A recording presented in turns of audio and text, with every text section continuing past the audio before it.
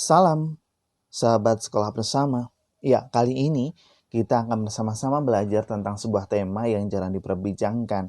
Namun sebelum kita mulai, saya ingatkan, segera subscribe, like, dan share sehingga kita sama-sama belajar bersama tentang dunia pendidikan di Indonesia. Ya, awal tahun 2020, Kementerian Agama dalam hal ini Direktorat Jenderal Pendidikan Islam mengeluarkan aturan tentang pengelolaan lembaga pendidikan Al-Quran melalui penerbitan SK atau Surat Keputusan Direktur Jenderal Pendidikan Islam nomor 91 tahun 2020 tanggal 7 Januari tahun 2020. Nah, untuk lebih lengkapnya, peraturannya bisa dilihat di deskripsi serta dapat diunduh di sana.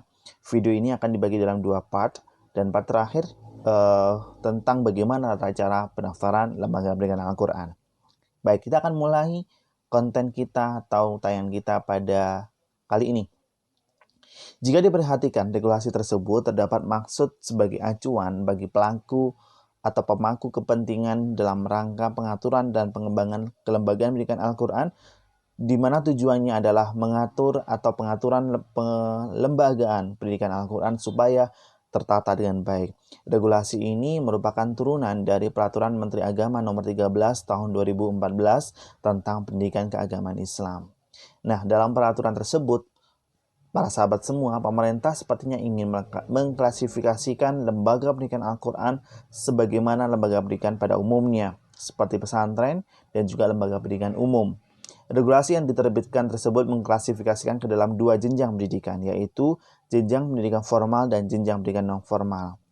Nah, adapun pendidikan formal di dalam peraturan ini disebutkan yaitu pendidikan anak usia dini Al-Quran atau bisa disingkat dengan PAUDku. Sedangkan untuk jenjang pendidikan non formal meliputi taman kanak-kanak Al-Quran untuk usia 4 hingga 6 tahun, meskipun dalam regulasi tersebut TKQ tidak disebutkan usia di kolom atau di dalam part peserta didik. Taman pendidikan Al-Quran atau taman pendidikan TPQ kita disebut seperti itu untuk usia 7 hingga 12 tahun, atau di dalam masyarakat kita lebih mengenal dengan TPA. Kemudian TQA atau Taklimul Quran lil Aulad, jenjang usia 12 tahun ke atas. Ada juga rumah tahfidz Al-Quran untuk usia 7 tahun ke atas. Namun sekali lagi, regulasi tersebut sepertinya harus dicek ulang oleh penerbit atau oleh Direktur Jenderal Pendidikan Islam. Kenapa? Karena usia akhir TPQ dan usia awal TQA itu memiliki redaksi yang sama.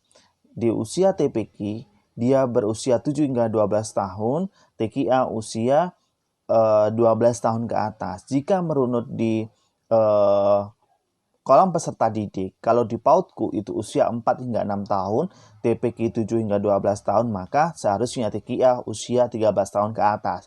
Tapi kita tidak mengetahui alasannya dari pemerintah atau dalam hal ini Direktur Jenderal Pendidikan Islam kenapa menggunakan usia 12 tahun ke atas untuk taklim Al-Quran. Bisa jadi karena salah ketik dalam tanda kutip, kita tidak mengetahui alasannya, atau bisa jadi kebijakannya memang seperti itu.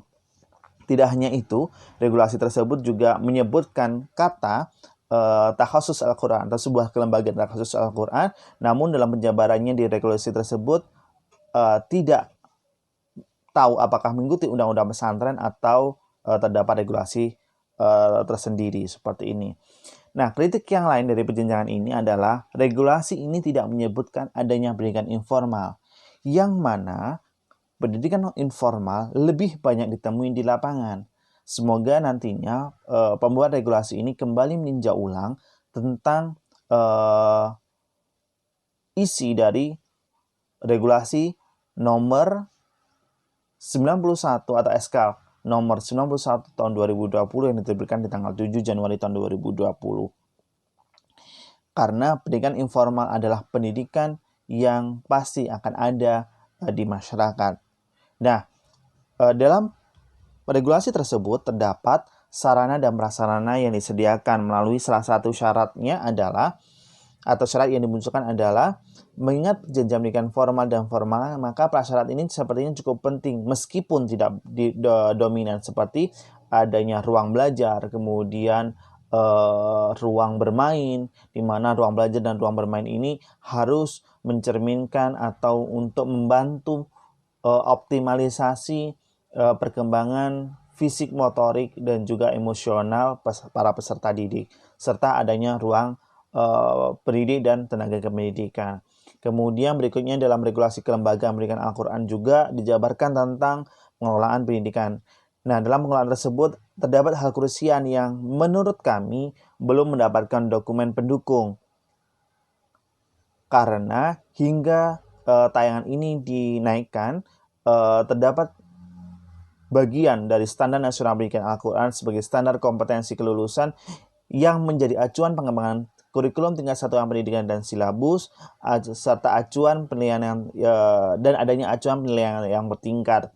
Nah, Standar Nasional Pendidikan Al-Quran ini sangatlah penting sebagai apa? Sebagai kata kunci agar kelembagaan pendidikan Al-Quran bisa diterapkan secara nasional. Meskipun sudah ada pendidikan Al-Quran atau kelembagaan pendidikan Al-Quran secara formal di Indonesia, tetapi standar nasionalnya masih belum dibakukan. Perlu ada regulasi yang sepertinya harus menempel atau turunan dari regulasi ini. Sebagai apa? Sebagai prasyarat kelembagaan ini bisa berdiri. Dalam regulasi tersebut juga disebutkan tentang penilaian, di mana penilaian ini dilakukan untuk menilai pencapaian kompetensi kelulusan, maka perlu ada acuan yang mendasari penilaian sehingga dikatakan peserta didik tersebut lulus. Sekali lagi, penilaian dan juga standar dan juga kurikulum tingkat satuan pendidikan serta silabus mengacu pada Standar Nasional Pendidikan Al-Quran.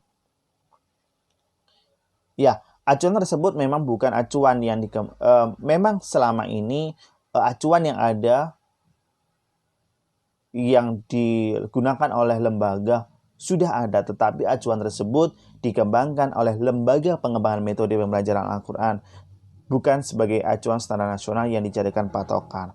Nah, di aturan tersebut juga ada regulasi berikutnya yang kami coba untuk bangun persepsinya dalam diri kami, yaitu tentang pembiayaan. Dinyatakan bahwa lembaga satuan pendidikan memperoleh pembiayaan dari penyelenggara, pemerintah daerah, masyarakat, dan sumber lainnya. Setelah kita mengetahui sistem pengelolaan kelembagaan pendidikan Al-Quran sesuai dengan Surat Keputusan Direktorat Jenderal Pendidikan Islam nomor 91 tahun 2020, memunculkan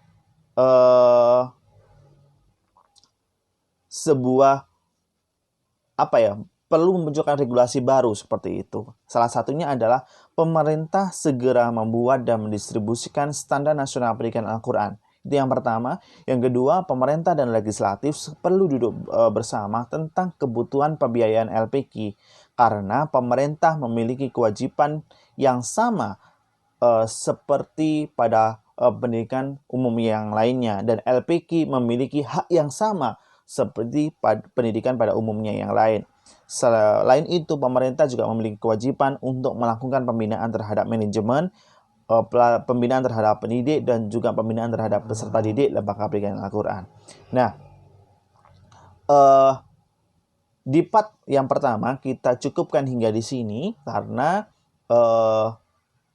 bagian kedua nanti kita akan bersama-sama belajar bagaimana tentang pendaftaran dan penutupan lembaga pendidikan Al-Quran sesuai dengan regulasi di dalam SK nomor 91 tahun 2020 tanggal 7 Januari tahun 2020 yang di-SK-kan oleh Direktur Jenderal Pendidikan Islam Kementerian Agama Republik Indonesia. Sampai jumpa di part kedua